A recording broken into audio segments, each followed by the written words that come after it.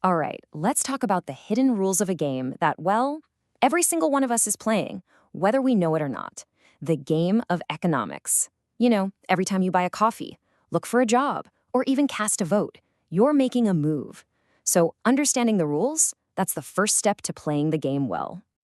It really all kicks off with a super simple question. A question we've all asked probably since we were kids. Why can't I have everything I want? I mean, the biggest house, the fastest car, endless vacations, why not? And believe it or not, that simple, almost childish question, that's the absolute heart of economics. Well, the answer comes down to this basic conflict that everyone, everywhere has to deal with. On one hand, our wants as human beings are pretty much endless, right? There's always something else we'd like to have. But on the other hand, the resources we have to get those things, our money, our time, the raw materials of the planet, are limited. They're finite. And this clash, this gap between what we want and what we've actually got, it's so central to everything, it gets its own big official name: the fundamental economic problem.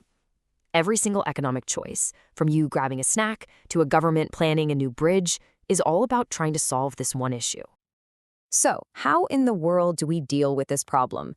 Well, that brings us right here. You could say economics is basically the science of choice. It's the study of how we all navigate this world of not having enough and how we understand the real cost of every single decision we make. The official word for this not enough to go around situation is scarcity.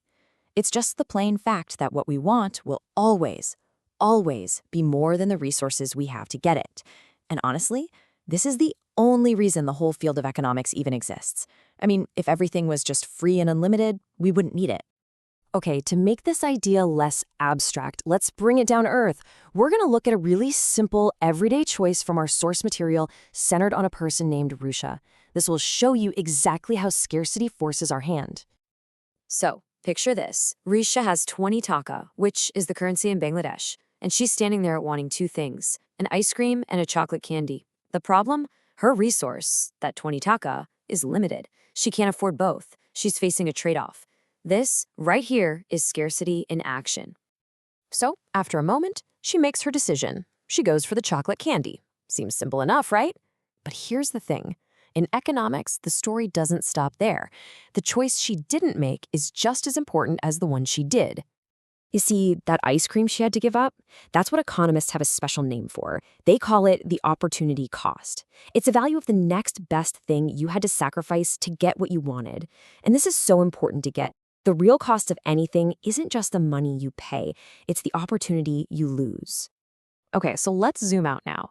This whole problem of scarcity and opportunity cost, it doesn't just apply to one person buying a snack.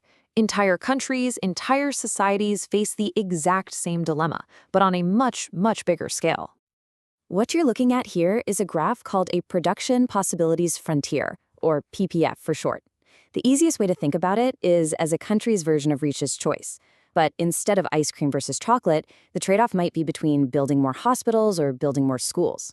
A society can't just have unlimited amounts of both. Every point along that curve represents a choice.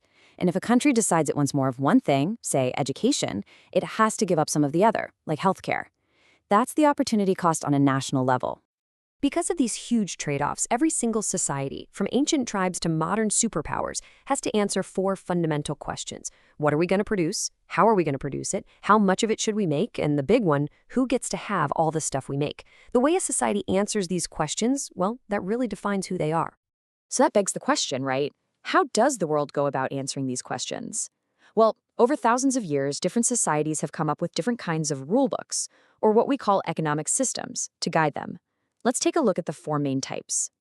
So here they are, the four basic strategies for tackling that fundamental problem of scarcity. You've got your traditional, your controlled, your free market, and then the mixed economy, which, as you'll see, kind of borrows from the others. First up, the traditional economy. In a system like this, those big four questions get answered based on how they have always been answered. It's all about customs, beliefs, and habits. You become a farmer because your father was a farmer and his father before him. It's all guided by the past. And you can see the trade-off pretty clearly. On the one hand, the strength is stability. Everyone knows their role, and there are often really strong community bonds. But on the other hand, the big weakness is that these economies are incredibly resistant to innovation and change, which can really hold back progress. Okay, next up is the controlled economy, sometimes called a planned economy. In this rulebook, there's a central authority, almost always the government, that makes all the big economic calls. They're the ones deciding what gets made, how much it should cost, and what everyone's salary is going to be.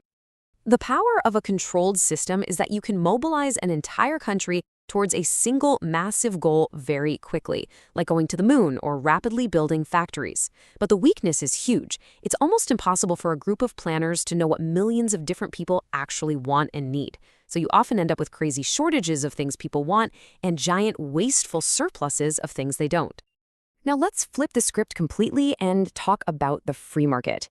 This is basically the opposite of a controlled economy. There's no central planner. Instead, all the decisions are made by millions of different individuals and businesses all interacting with each other. So what gets produced? Whatever's profitable. And who gets it? Whoever can afford to pay the price. The entire system is guided by supply and demand. This kind of system can be an incredible engine for innovation, and it offers a huge amount of personal economic freedom. But the potential downsides are serious. It can lead to huge gaps between the rich and the poor, and it can struggle to deal with big problems like pollution because there's no direct price tag on a clean environment. So all of that brings us to the fourth and final type, and it's the one you're probably most familiar with, the mixed economy. Just like the name says, it's a hybrid. It takes the engine of the free market, private businesses, individual choice, and combines it with government involvement and regulation to try and smooth out the rough edges. And this is probably the single most important takeaway from our whole discussion. The truth is, in the real world, there are no pure economic systems. Not anymore.